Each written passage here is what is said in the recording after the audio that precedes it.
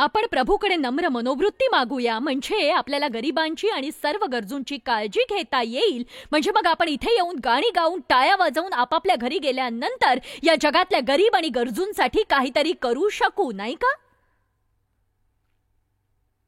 मी नेहमी एका स्त्रीची गोष्ट सांगते जी 20 वर्ष माझ्या सभांना येत होती.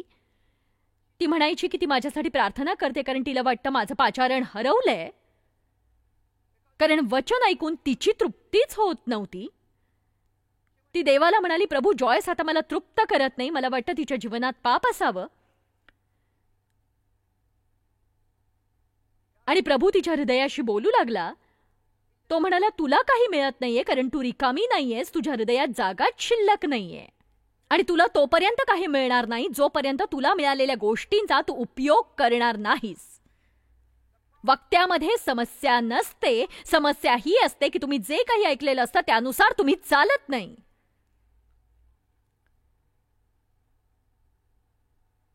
तुम्हाला कोणी कितीही आवडत असेल आणि तुम्ही काहीही न करता त्यांचं ऐकत असता, फक्त त्यांचंच ऐकता, ऐकत राहता, काही न करता ऐकता, फक्त ऐकता, तर लवकरच असं होईल, तुम्हाला असं वाटेल आता कुठेतरी जावं कारण आता आणखी तृप्ती होत नाहीये.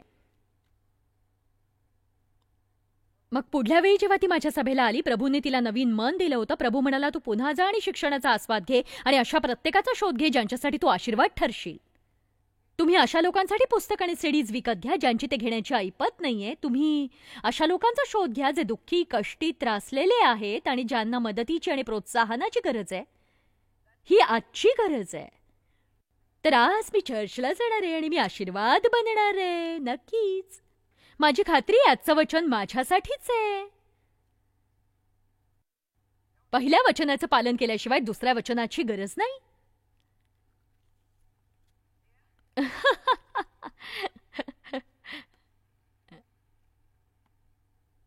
जोएल माझ्यापेक्षा चांगले, त्याचा तुम्हाला आनंद वाटतो ना? तो तुम्हाला असं काही सांगणार नाही.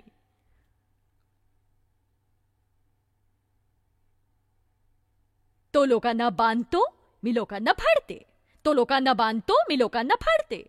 पण हे करणं गरजेचं आहे, नाही का? यातली प्रत्येक गोष्ट गरजेची आहे. आपल्याला प्रोत्साहन हवंय आणि सुधारणा सुद्धा हवीच आहे. रायन हार्ट त्यांना पकडतात, मी स्वच्छ करते. मला वाटायचं माझी बर्फी सेवा असावी. मी म्हणायचे, प्रभू, मी त्या लोकांपैकी का नाही होऊ शकत जे लोकांना आवडतील असेच संदेश देतात. फक्त सगळ्यांना असे वक्ते आवडतात. आणि असं मला तेव्हा वाटायचं जेव्हा माझ्या सभा मोठ्या नसायच्या आणि मग असे वक्ते जेव्हा शहरात यायचे तेव्हा लोक त्यांच्या सभांना गर्दी करायचे आणि मी म्हणायचे, प्रभू, तू मला लोकांना असे स्पष्ट संदेश द्यायला का सांगतोस?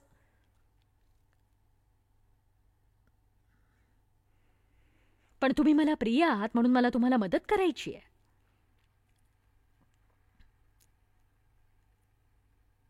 आणि मी म्हटलं तसं तुम्ही आपल्या वरदानापलीकडे जाऊन देवाचं कार्य करू शकत नाही. लोकांची वाढ व्हावी अशी माझी इच्छा आहे आणि जर आपण मुळापर्यंत गेलो नाही तर वाईट प्रवृत्तीची आणि वाईट स्वभावाची पाळमुळं तुमचं भलं करण्याऐवजी नुकसान करतील. कारण जर गोष्टी आतून ठीक नसतील तर फळ येणार नाही.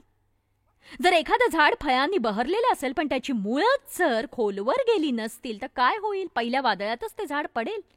आपण ख्रिस्तात मुळावले जाण्याची गरज आहे, त्याच्या प्रीतीतही मुळावले जाण्याची गरज आहे. तर थोरल्या भावामध्ये जी वृत्ती होती तीच वृत्ती माझ्यामध्येही होती. जर आपण त्याच्याविषयी पाहू लागलो तर लूक वचन 11 मध्ये आलो, नाही लूक 15 मध्ये, 15च बघूया. तुम्हाला तो संदर्भ सापडला का? जेव्हा धाकटा मुलगा घरी येतो तेव्हा पिता लगेच त्याच्यासाठी उत्सव ठेवतो. देवाला उत्सव आवडतात. हे ठाऊक आहे तुम्हाला, देवाला उत्सव आवडतात, पण कर्मठ लोकांना उत्सव आवडत नाहीत. उत्सवाने ते चिडतात कारण ते खरोखर आनंदी वृत्तीचे नसतातच. मला आठवतंय जेव्हा डेव्हला मौज मस्ती करावीशी वाटायची, मला फक्त कामच करायला आवडायचं. मी फक्त कामच करत राहायचे. आम्ही किराणा दुकानात जायचो, तो मुलांबरोबर खेळायचा, त्या ट्रॉलीवरून दुकानभर त्यांना फिरवायचा. तो उंच असल्यामुळे मला सहज बघू शकायचा. तिथून तो टॉयलेट पेपर किंवा अन्य काही माझ्याकडे फेकायचा आणि बघायचा मी कशी चिडतीये. आणि मी आतून इतकी धुमसत असायचे. तुझ्याशी लग्न करून ना मी एका कार्ट्याशी लग्न केलंय. एकदा तो म्हणाला, जॉयस तू मोठ्याने किंचाळावंस म्हणून मी गंमत करतोय. मी म्हटलं मी इथे गंमत करण्यासाठी आले नाहीये, इथे मौज मस्तीसाठी आलेले नाहीये मी. ही यादी बघतोयस का तू मालाची? कॅल्क्युलेटर घे. 5,000 रुपये होत आहेत. मी इथे खटपट करते, थोडीशी बचत करायची आहे मला मुलांसाठी खाऊ घ्यायचंय, मला हे सामानही मोजायचंय, ते नीट तपासून घ्यायचंय, सामानाच्या गाडीत ठेवायचंय, कारमध्ये ठेवायचंय.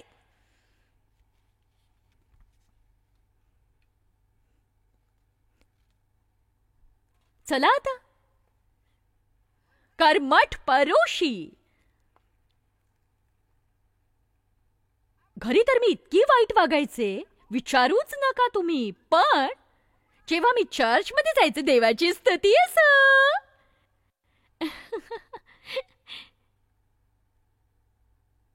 प्रभूला गौरव असो, स्तुती अर्पण आणतो आम्ही प्रभू तुझ्याच भुवनी.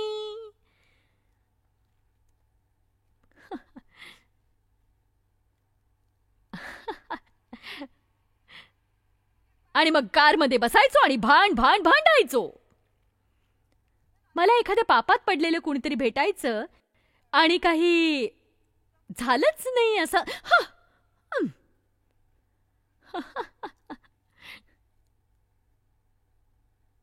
हो हो प्रभू दया कर. तर तो थोरला मुलगा बाहेर शेतात होता आणि घरी उत्सव चालू होता.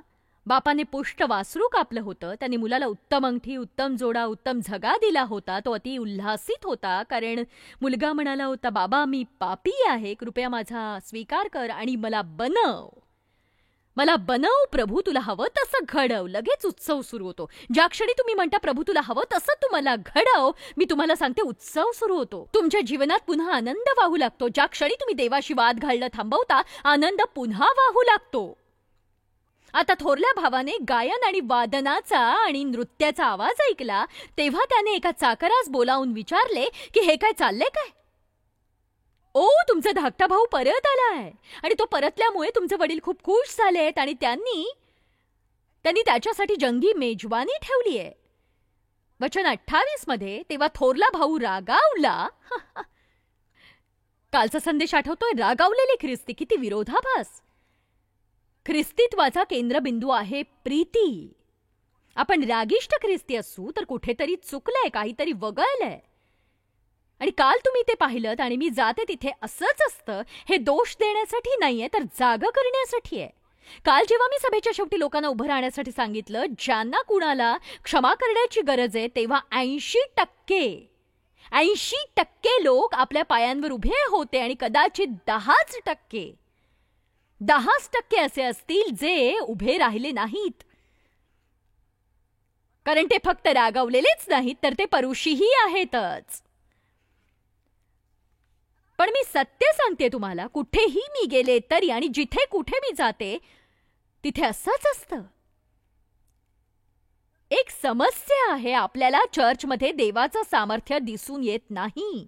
जग चर्चचा मान ठेवत नाही आणि जग तोपर्यंत ख्रिस्तीत्वाचा मान ठेवणार नाही जोपर्यंत त्याचं फळ आपल्या जीवनात दिसून येणार नाही. याचा अर्थ एवढाच, आपण सर्वांवर प्रीती केली पाहिजे, खास करून जे आपल्यासारखे नाहीत त्यांच्यावर नक्कीच प्रीती केली पाहिजे आपण.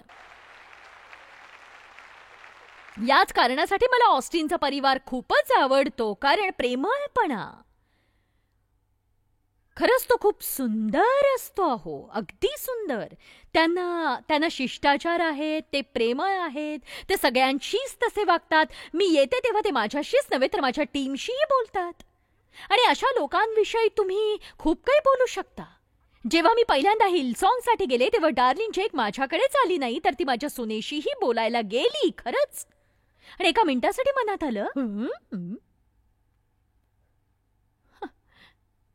हे काय, असं काय, कसं काय होऊ शकतंय?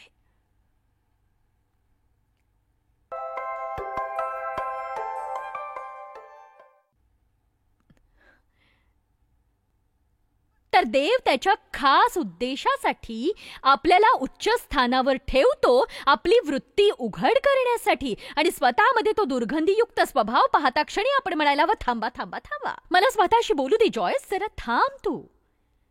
तू इतकी महत्वाची नाहीयेस की ती दुसऱ्या कुणाशी बोलू शकत नाही.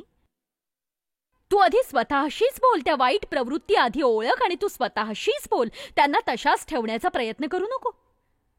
चला आता मी खूप मेहनत घेतेय. अरे बापरे, आता फक्त 7च मिनिटं राहिली. तो थोरला भाऊ रागवला आणि तो आज जाईच ना. तो त्याच्यावर फक्त रागवला नव्हता, या भावावर तो आयुष्यभर रागवतच आला होता. तो का चिडला होता ठाऊके? कारण तो त्याच्यासारखा नव्हता. लोक आयुष्यात शक्यतो 2 वेगवेगळ्या मार्गांनी जातात. स्व ओळखीने त्यांना जे हवं तेच करतात, स्वतःला शोधतात आणि स्वतःचं जीवन जगतात. किशोरवयीन मुलं 18ची झाल्यावर घर सोडायला अधीर असतात, अगदी लगेचच. ठीक आहे, डुक्कर यात्रा करा आणि मग माघारी या, नक्कीच. आई वडिलांनो त्यांना नीट वाढवा, त्यामुळे ते परत येतील. हालेलुया. आणि आता दुसऱ्या प्रकारचे लोक आहेत जे आपल्या जीवनात चांगलं वागतात, नैतिक लोक. ते नीतिनियमांचं पालन करतात. तुम्ही असं म्हणाल की त्यात इतकं काही चुकलं? तुम्ही अयोग्य कारणासाठी करत नसाल तर काहीही चुकलं नाही.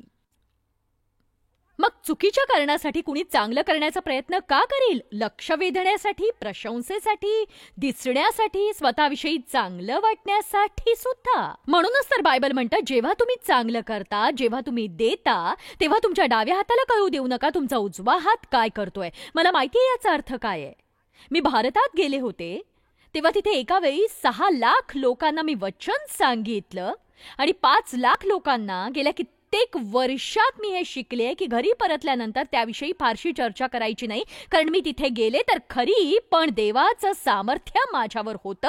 त्याने माझा उपयोग केला आणि मोठा जमाव एकत्र आणला, पण मी ते केलेलं नाही. मी घरी गेले हे सावलीतून बाहेर येऊन तुमच्यामधून देवाची प्रीती वाहू देण्यासारखं होतं, पुन्हा सावलीत जाण्यासारखं होतं, जिथे तुम्ही पुढच्या वेळेसाठी देवाने उपयोग करावा म्हणून वाट बघता आणि त्याला सर्व श्रेय देता. तुम्ही असं म्हणाल नको की ओ 5 ते 6 लोक, प्रभू हे अद्भुत आहे, अद्भुत, मी थोर आहे. मी फक्त लोकांचं अंतर्मन व्यक्त करतेय. मला असं काही बोलायला आवडत नाही. मान्य करायला कुणाला आवडतं? पण मी तुम्हाला सांगते, मी एक कर्मठ परुषी होते, पण आता मी नाहीये. कारण अशी एक गोष्ट आहे जी देवाला सहन होत नाही. देवाला सहन न होणारी ती गोष्ट म्हणजे आपण इतरांना तुच्छ लेखणं आणि ते आपल्यापेक्षा कमी आहेत असं मानणं आणि ते आपल्या इतके महत्वाचे नाहीत असं मानणं. आपण आपल्या कामाच्या ठिकाणी खूप देखावा करत असतो. म्हणजे आपण सफाई कामगाराला जाऊन भेटतो आणि अशा पुष्कळ गोष्टी करतो. प्रत्येकाकडे धावत जाऊन त्यांचं आकर्षण मिळवण्याचा प्रयत्न करायची गरज नाही. दिनांकडे तुम्ही एवढ्याचसाठी धावा की देवासाठी ते महत्वाचे आहेत. देवाची इच्छा असेल तेव्हाच तुम्ही त्याला तुम्हाला उंचावू द्या. आमेन. तर हा मोठा भाऊ हे अद्भुत आहे. मला आणखी 3 संदेश द्यायचे आहेत म्हणून मी हे 2 मिनिटात संपवण्याचा प्रयत्न करतेय.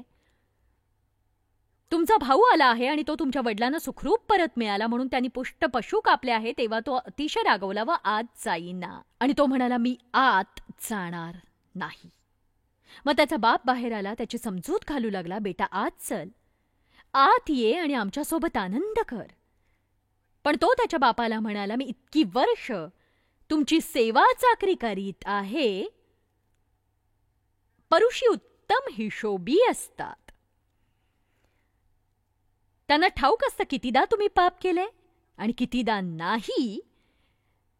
त्यांना ठाऊक असतं ते किती तास प्रार्थना करतात, रोज किती तास बायबल वाचतात आणि त्यांना हे आठवत नाही की त्यांनी काय वाचलं होतं, पण ते चांगले हिशोबी असतात. आणि जर तुमचं काही चुकलं तर ते तुमच्या चुकांचा पाढा वाचून दाखवतील, कारण त्यांच्या ते लक्षात असतं. इतकी वर्ष मी तुमची सेवा चाकरी केली, तुमची एकही आज्ञा मी कधीच मोडली नाही, पण तुम्ही माझ्यासाठी काहीच केलं नाही. तुम्ही माझ्यासाठी काहीच केलं नाही. आता बघा त्याने किती मूर्खपणाचं विधान केलं होतं. पिता त्याला म्हणाला, बाळा, जे काही माझे आहे ते सर्व तुझेच आहे. तुला पाहिजे तेव्हा तू उत्सव करू शकतोस.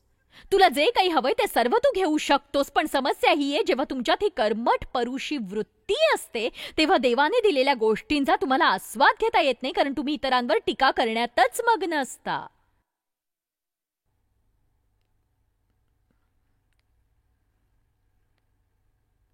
लोकांवर प्रीती करू लागेपर्यंत मी माझ्या जीवनाचा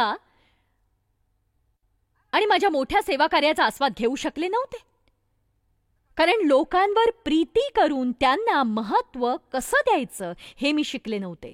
जेव्हा तुम्ही लोकांवर प्रीती करायला शिकता, जेव्हा एखाद्याचं भलं झालेलं पाहून तुम्ही आनंदी होता, देवाने त्यांना दिलेली मेजवानी पाहून तुम्हाला बरं वाटतं, देवाने त्यांच्यावर केलेली कृपा पाहून जेव्हा तुम्ही मनापासून आनंदित होता, तुम्हाला खरंच खूप बरं वाटतं त्यांच्यासाठी, तेव्हा तुमचा आनंद बहुगुणित होतो. आपण याची काळजी घ्यावी.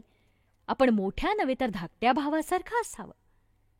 आपण नेहमी अशांसारखं असावं जे प्रभूला म्हणतात, प्रभू मला तुझ्यासारखं बनव.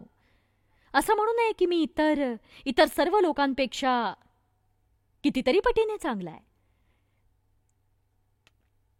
तुमच्यात असलेली कर्मठ मनोवृत्ती काढून टाकायला प्रभूला सांगा आणि प्रभूला विनवा की तुमच्यात ती पुन्हा कधीही येऊ नये. इतरांचा न्याय करून आणि त्यांच्यावर टीका करून असं कधीही म्हणू नका की मी तसं केलंच नसतं. पापात असलेल्या लोकांसाठी आणि देवाच्या संगतीपासून दूर असलेल्या सगळ्या लोकांसाठी प्रार्थना करा आणि नेहमीच आनंदी आनंदी आनंदी रहा. ज्यांचं भलं झालंय त्यांच्या प्रती. आणि आता मी संपवतीये.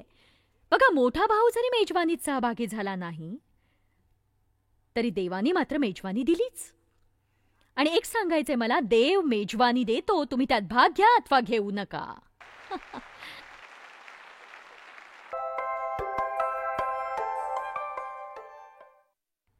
तर आजचा हा शेवटचा दिवस आहे कर्मठ वृत्तींविषयी चर्चा करण्याचा. पण माझी खात्री आहे याविषयी विचार करण्याचा हा शेवटचा दिवस नव्हे. यापूर्वीही संदेशात सांगितल्याप्रमाणे मला विश्वास आहे देवाला कर्मठ मनोवृत्तीचा भयंकर तिरस्कार वाटतो. त्यामुळे आपण या वृत्तीवर पवित्र आत्म्याच्या सहाय्याने मात करायला हवी. आता जिंजरकडे तुमचे काही प्रश्न आहेत ज्यांची उत्तरं देण्याचा मी प्रयत्न करणार आहे. ठीक आहे, तर आपण या प्रश्नाने सुरुवात करू. हा प्रश्न खरोखरच दुःखद आहे, पण माझ्या मते हा प्रश्न अगदी अचूक आहे. कारण आज पुष्कळ लोकांना अगदी असंच वाटतं. प्रश्न असा आहे, जितक्या वेळा मी चर्चला जातो तितकाच दुःखी असतो आणि तिथे गेल्यावर अपराधी वाटतं. असं का होतं ते समजत नाही. मी काय करायला हवं? ठीक आहे, तुमची समस्या दोन प्रकारची असेल. तुम्ही एकतर चुकीच्या चर्चला जात असाल. तुम्ही अशा चर्चला जायला हवं जिथं देववचनाचं संतुलन आहे. आणि मला असं म्हणायचंय की देवाबरोबर घनिष्ठ नातं निर्माण करा. म्हणजे तुम्हाला कळेल की काय करायला हवं आणि काय नाही. बऱ्याचदा लोकांना हे शिकवलं जातं की काय करावं आणि काय करू नये, पण त्यांना ख्रिस्ताची ओळख नसते.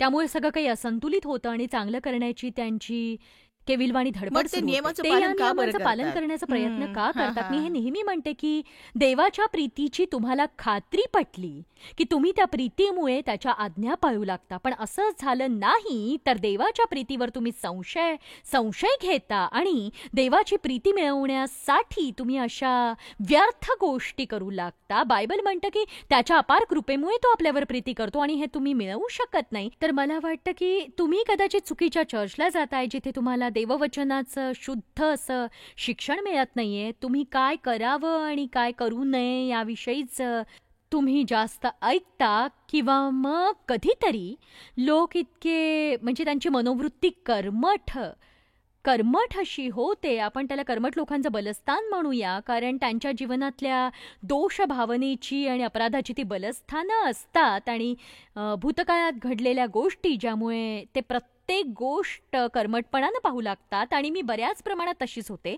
म्हणजे मला दोन्ही अनुभव होते. मी अशा चर्चमध्ये होते जिथे असेच वाईट अनुभव यायचे, कारण तिथे ते दरवेळी तुम्हाला 3 नवीन नियम पाळण्यासाठी द्यायचे आणि त्याआधी दिलेले नियम पाळणंच कठीण असायचं. आणि हो, प्रत्येक वेळी निराश वाटायचं, कारण देववचनाचं खरं आणि शुद्ध शुद्ध शिक्षण पुष्कळ वर्ष घेतल्यानंतरही माझ्या जीवनात समस्या होत्या, कारण बालपणी माझ्या वडिलांनी माझं शोषण केलं होतं आणि मी त्याबद्दल स्वतःला दोष देत राहायचे. त्यांच्या प्रत्येक चुकीबद्दल मी स्वतःलाच दोषी ठरवायचे, न जाणता की त्यात माझी चूक नव्हती. आणि मग मी देवाला या दोषभावनेविषयी हस्तक्षेप करू दिला, कारण मला माझ्या अस्तित्वाचीच लाज वाटत होती. त्यामुळे मी ख्रिस्तात कोण आहे याविषयीचं शिक्षण माझ्यासाठी खरंच खूप लाभदायक ठरलं आणि ते आज पुष्कळांसाठी लाभदायक आहे, कारण माझ्या मते जगातल्या सर्वाधिक लोकांना त्यांचं स्वतःचं अस्तित्वच आवडत नाही आणि ते देवाच्या दृष्टीने योग्य बनू पाहतात आणि ते आपल्या कुटुंबाच्या इच्छेप्रमाणे करू पाहतात आणि ते स्वतःची तुलना इतर व्यक्तींशी करत राहतात. म्हणून मला वाटतं की तुमची समस्या अशाच प्रकारची आहे. तुम्हाला माहिती आहे चुकीच्या ठिकाणी तुम्ही जाताय. तुम्ही अशा ठिकाणी जायला हवं जिथे तुम्हाला योग्य शिक्षण मिळेल वचनाचं. तुम्ही ज्या चर्चला जाता तिथं तुमची वाढ अपेक्षित आहे. जर तुम्हाला वाटलं की तुम्ही अशा ठिकाणी जाताय तिथे तुमच्यापुढे ख्रिस्तासाठी जगण्याचं आव्हान ठेवलं जात नाही, तर ते ठिकाण अयोग्य आहे. तुम्ही स्वतःला प्रश्न विचारा, मी ते ऐकतोय का जे मी ऐकायला हवंय? आणि ही खेदाची गोष्ट आहे की काही चर्चमध्ये देववचन ऐकायला मिळतच नाही आपल्याला. तुम्हाला तिथे फक्त चर्चचे नियम आणि सिद्धांत ऐकायला मिळतील आणि वचनाचं शुद्ध शिक्षण गरजेचं आहे. आणि जर वचनाचं शिक्षण मिळाल्याशिवाय कसं जगायचं ते कळलं नाही, देवासाठी कसं जगायचं हे लोकांना शिकायचंय, पण त्यासाठी देववचनानुसार चालणं हे खरं तर खूप दोन्ही महत्त्वाचं गोष्टी आहे. गरजेच्या आहेत. हो, दोन्ही गोष्टी. जेव्हा मी ख्रिस्ताच्या प्रीतीकडे पाहते आणि आपण जे करतो त्याचा विचार करते, तेव्हा मला कुत्र्याची आठवण येते. पाळीव कुत्र्यांना प्रशिक्षण देताना त्यांच्या गळ्याला पट्ट्या बांधतात आणि जे जराही चुकले की त्यांना एक लहानसा हिसका दिला जातो, जो सांगतो नाही ते बरोबर. चुकीचं आहे. करबटपणा असाच काहीसा हो. आहे जो हो, म्हणतो हे चांगलं की उदाहरण आहे. काही वेगळं मी ते आहे. पुन्हा केलं तर संकटात हो, सापडेल. अगदी खरंय. जो म्हणतो की माझं चुकलं म्हणून मला वेगळं काहीतरी करायला हवं. बरोबर, आपल्या मुलांनी आपल्यावरच्या प्रेमापोटी आपल्या आज्ञा बरोबर. पाळाव्यात असं आपल्याला वाटतं, कारण हा आदर भीतीतून व्यक्त झालेला असतो. आणि अशा प्रकारचं नातं जे आपल्या मुलांबरोबर असतं, तसंच नातं आपलं देवासोबत असायला हवं, जे म्हणतं मी तुझा सन्मान करते, मी तुझ्या आज्ञा पाळते, कारण बरोबर आहे. माझी तुझ्यावर प्रीती आहे. मला तुला आनंद द्यायचा आहे. हा आनंद काही आवरच असतो. पुढचा जो प्रश्न आहे तो माझ्या मते असा आहे की संपूर्ण विषयाचा जणू सारांशच आहे. डल्लासवरून अरोरा प्रश्न विचारते की सध्या मी कर्मठ मनोवृत्तीचे आहे, यातून बाहेर पडण्यासाठी मी काय करू, याचा निकाल मी कसा लावू? सत्य तुम्हा समजेल आणि ते बंधमुक्त करेल. देवाच्या वचनाचा सखोल अभ्यास तिला यातून बाहेर काढायला लाभदायक ठरेल. पण तिने धैर्याने असं म्हणायला हवं की मी वचनाचं पालन करीन, मी देवाचं वचन शिकीन आणि मी पवित्र आत्म्याच्या मार्गदर्शनाखाली चालायचा प्रयत्न करीन. माझ्या मते एका कर्मठ वृत्तीच्या माणसासाठी हे गरजेचं आहे की त्याने अपराध आणि दोषभावना याविषयीची समज प्राप्त करून घेण्यासाठी सखोल अभ्यास करावा. उदाहरणार्थ, जेव्हा मला हे समजत नव्हतं तेव्हा मी देवाकडे माझ्या पापांची क्षमा मागायचे आणि क्षमा मागून सुद्धा मला त्याबद्दल दोषी वाटायचं.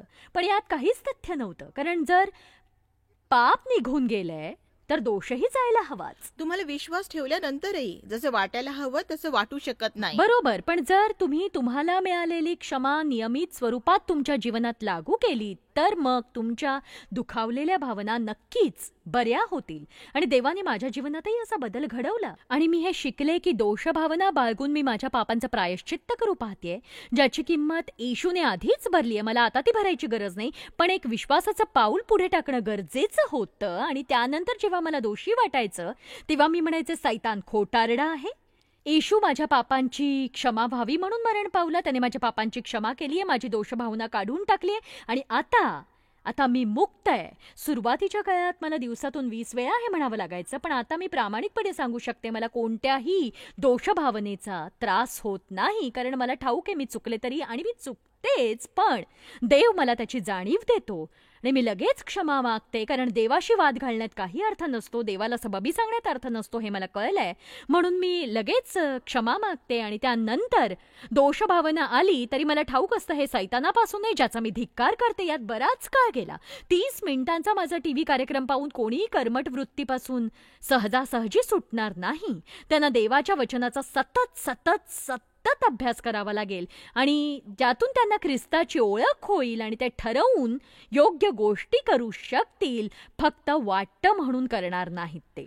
देवाला आपल्या जीवनात काम करू द्यायला हवं, त्यामुळे आपल्याला देवाच्या वचनाचा प्रकाश मिळतो. हे आपण शिकलो आहोत. प्रार्थनेचं एक उदाहरण पाहूया. मी यावर विचार करत होते. प्रत्येक कर्मठ व्यक्तीने स्वतःला प्रार्थनेसाठी वाहून घेतलेलं असतं, मग ती प्रार्थना सभा असो, घरगुती प्रार्थना असो. पण आपण संकटात पडू नये म्हणून देवाकडे जाणं ही पूर्णपणे वेगळी गोष्ट असते. आणि देवावर माझी प्रीती आहे आणि त्याच्याशिवाय मी आज जगूच शकणार नाही या भावनेतून रोज उठून त्याच्याकडे धाव घेणं वेगळं आहे. आणि मला 4 मुलं आहेत. ते सगळे एके संध्याकाळी हजर झाले. एक जण 5 वाजता, एक 6, एक 7 आणि एक 8 वाजता, आणि म्हणाले, आम्ही आलोय मम्मी आमचं कर्तव्य बजावायला. आणि आम्हाला एवढंच सांगायचंय की आम्हाला तू आवडतेस, बघून आनंद वाटला. बघा, त्याने माझा म्हणजे त्यामुळे मी असं म्हणेन की निघून जा इथून. पण जर ते म्हणतील की हे मॉम जरा थांबून म्हणावंसं वाटतंय की मला तू खूप आवडतीयस, काय करू तुझ्यासाठी, आता हे असं की ओ हे किती आवडलंय मला. म्हणून आपले हेतू योग्य आहेत ना याची खात्री आपण करायलाच हवी आहे. तेव्हाच देवासोबत आपलं भक्कम नातं निर्माण होऊ शकेल. जॉय स्माईल सेवा कार्यात तुम्ही आमच्यासाठी महत्त्वाचे आहात. जगभरातील सेवा कार्य यशस्वी करण्यासाठी आमच्या मित्रांचे आणि भागीदारांचे आम्ही आभार मानतो. तुम्हा समवेत आम्ही भुकेलेल्यांना अन्न देतोय, गरिबांना वस्त्र देतोय आणि देशांना स्वार्थेची भेट देतोय. आमच्याशी संपर्क साधा jminindia.org वर आणि प्रार्थना विनंती आमच्यापर्यंत पोहोचवा. जॉयच्या सभांचा कार्यक्रम पहा आणि आमच्यात सहभागी व्हा, कारण संपूर्ण जगभर आम्ही येशूचे प्रेम वाटत आहोत.